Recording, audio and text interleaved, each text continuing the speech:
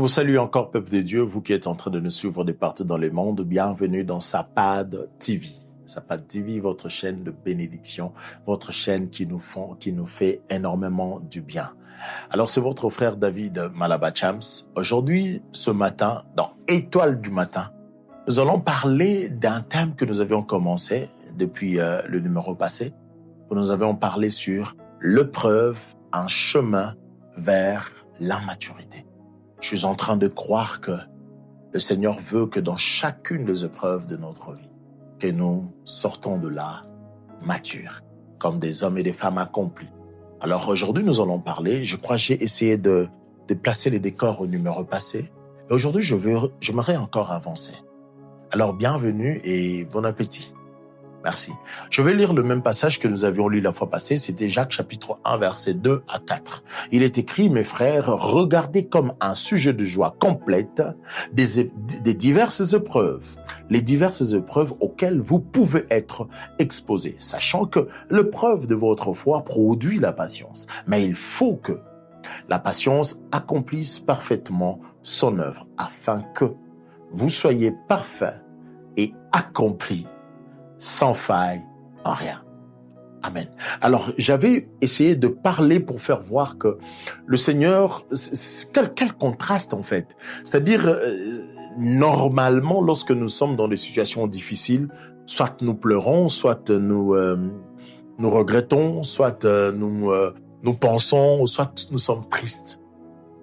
Mais le Seigneur ici nous dit que nous devons avoir une attitude contraire.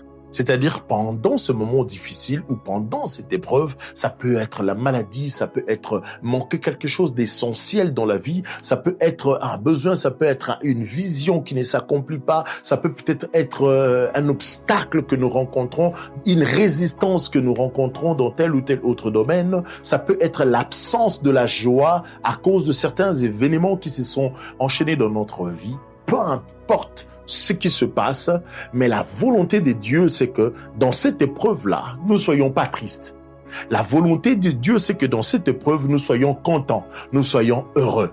Il dit que notre joie doit être une joie parfaite, complète, c'est-à-dire une joie alors totale. C'est ça la pensée de Dieu pour nous. Alors, comment est-ce possible ? Alors, je suis descendu en disant, on parle de diverses épreuves, c'est-à-dire, ça veut dire qu'il n'y a pas une seule épreuve, mais il y en a beaucoup, C'est-à-dire, les épreuves, je venais de le dire, et je les ai énumérées même. Alors, mais j'aime ceci, c'est qu'on dit après, sachant que l'épreuve de votre foi produit la patience. C'est-à-dire, l'épreuve, le Seigneur l'identifie à la foi. C'est-à-dire, lorsque nous sommes dans ce moment-là, Dieu veut voir la foi. Il appelle l'épreuve de la foi.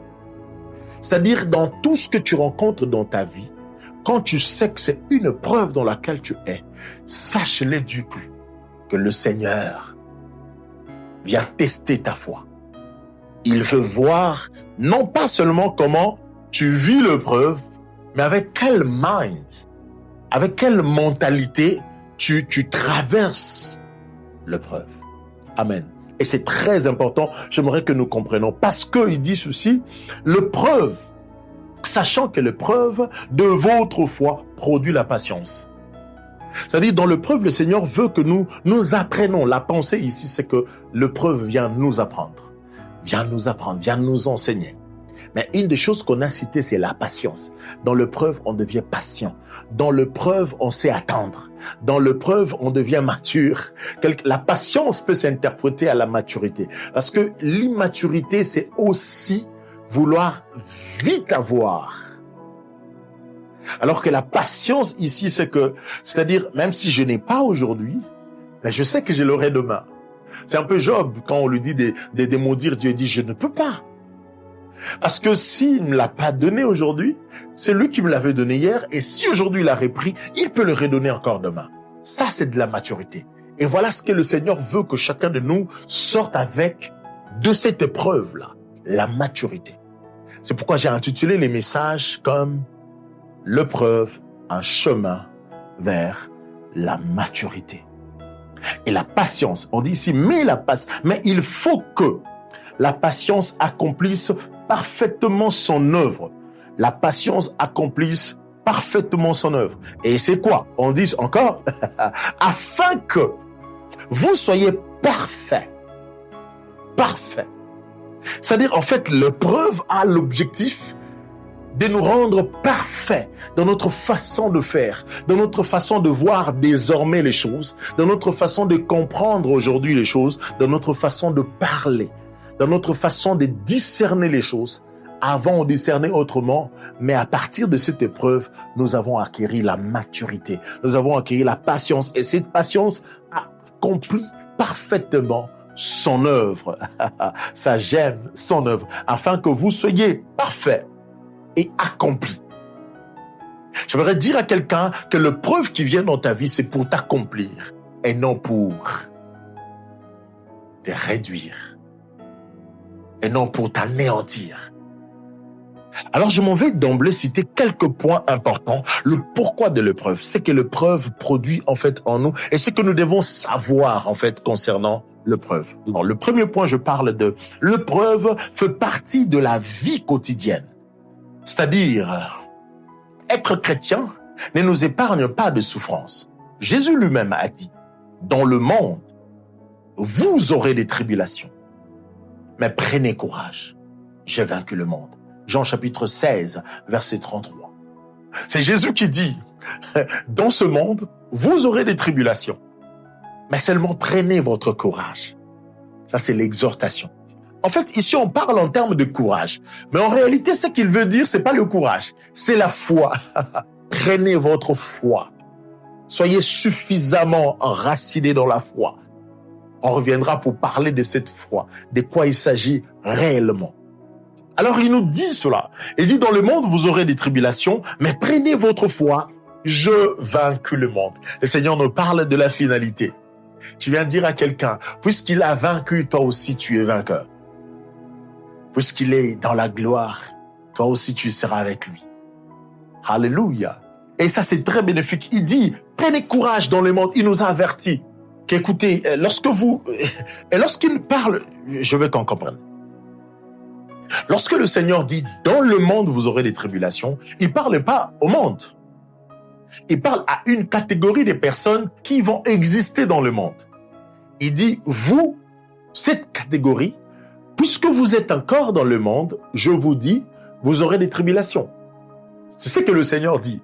Donc, j'aimerais dire à quelqu'un que cette catégorie dont Dieu parlait, c'est nous, ceux qui croyons en lui, en Jésus-Christ comme notre Seigneur et Sauveur.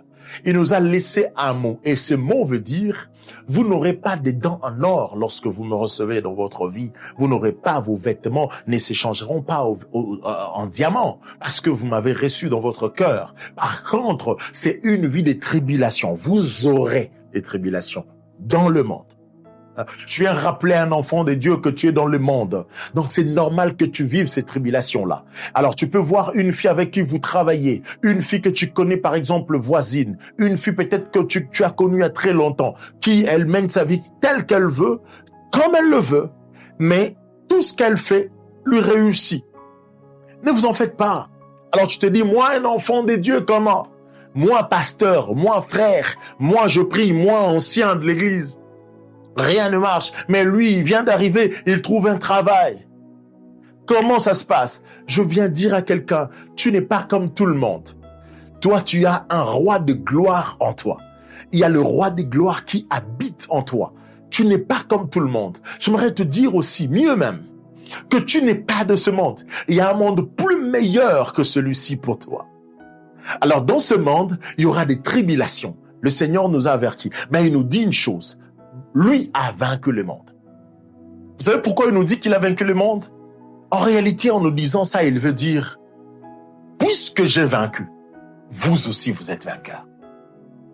Je viens dire à quelqu'un, puisqu'il a vaincu le monde, quand on parle du monde, on parle de tout ce qui va avec.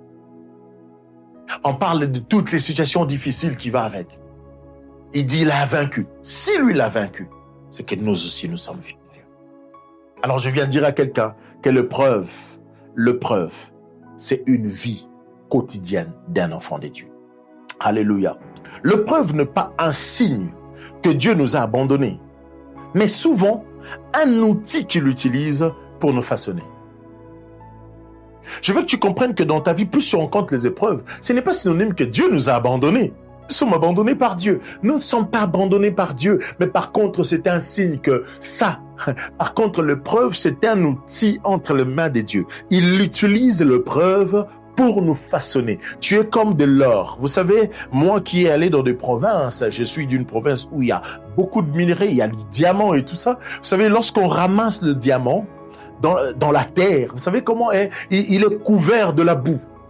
Et une boue sèche qui a séché déjà. C'est-à-dire, c'était la boue, mais ça a séché. Vous savez comment ça devient? Et si tu ne prêtes pas attention, tu peux penser que c'est une pierre moins importante et tu peux la jeter. Cependant, ce n'est pas une pierre comme toutes les autres. C'est du diamant, en fait. Il suffit de prendre la pierre, la nettoyer, enlever cette boue séchée au-dessus et puis voir la vraie valeur de la pierre qui se cachait dedans. Et c'est exactement ce que l'épreuve fait, en fait. Nous sommes, nous, comme des pierres de valeur. Mais il y a une boue sur nous. Alors, qu'est-ce qui se passe? Dieu envoie les épreuves dans nos vies et avec un objectif précis pour que ces épreuves-là nous façonnent. Tu viens dire à quelqu'un que l'épreuve, ce n'est pas un signe que Dieu t'a abandonné, mais l'épreuve est un outil que l'Éternel utilise pour façonner ta vie. Je viens dire à quelqu'un qu'après cette épreuve sera différent d'avant l'épreuve. Alléluia. Que le Seigneur nous bénisse. Alors, je prends le deuxième point et je me clôturer là aujourd'hui. L'épreuve révèle ce qu'il y a dans notre cœur. Ça, je veux que tu comprennes. C'est lorsqu'une personne est dans l'épreuve que vous comprenez exactement ce qu'il y avait dans son cœur. Lorsque tout va bien, on ne sait pas voir ce qu'il y a dans ton cœur. Mais quand ça arrive, tu es dedans. Ah, c'est là qu'on comprend ce qui était vraiment dans ton cœur. C'est ça l'épreuve. Alors je poursuis. Dans l'épreuve, ce qui est caché remonte.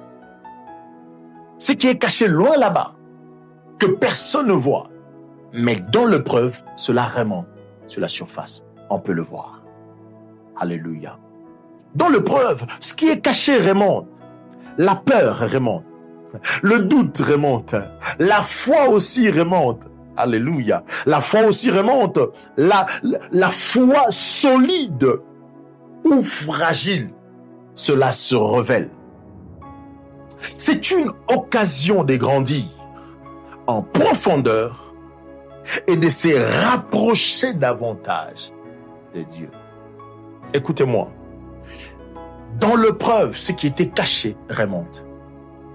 Si tu avais une foi solide pendant l'épreuve, cela va remonter. Et si tu avais une foi fragile dans l'épreuve, cela va remonter. Si tu es peureux, c'est dans l'épreuve que nous le verrons. Et si tu es courageux, c'est dans l'épreuve que nous le verrons. Et je clôture en disant ceci. C'est une occasion de grandir en profondeur. Lorsque tu es devant une épreuve ou une épreuve se trouve devant toi, sache que c'est une opportunité que Dieu te donne pour que tu grandisses en profondeur, que tu deviennes profond, que tu ne sois plus terre à terre. Tu es une jeune femme, mais lorsque tu ouvres ta bouche pour parler, on sent de la maturité à cause des épreuves que tu as rencontrées dans ta vie.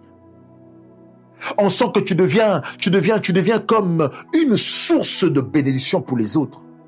Tu deviens une école pour les autres.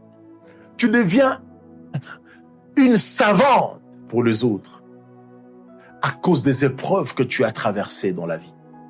Il doit y avoir une différence entre un homme ou une femme qui est passé dans les épreuves et un homme et une femme qui n'a pas connu les épreuves. Que le Seigneur nous bénisse. J'aimerais que nous comprenions ces choses. Je n'ai pas fini. On reviendra avec le 3e numéro. Mais ici, j'aimerais simplement que tu dises que l'épreuve est une occasion en or pour que je grandisse en profondeur, que tu deviennes profond lorsque tu vas parler, que tu ne parles pas comme avant. Que le Seigneur te bénisse. Je prie pour toi et que tu saches que l'épreuve ne te tue pas. Au nom de Jésus. Amen. Que le Seigneur vous bénisse. Bye.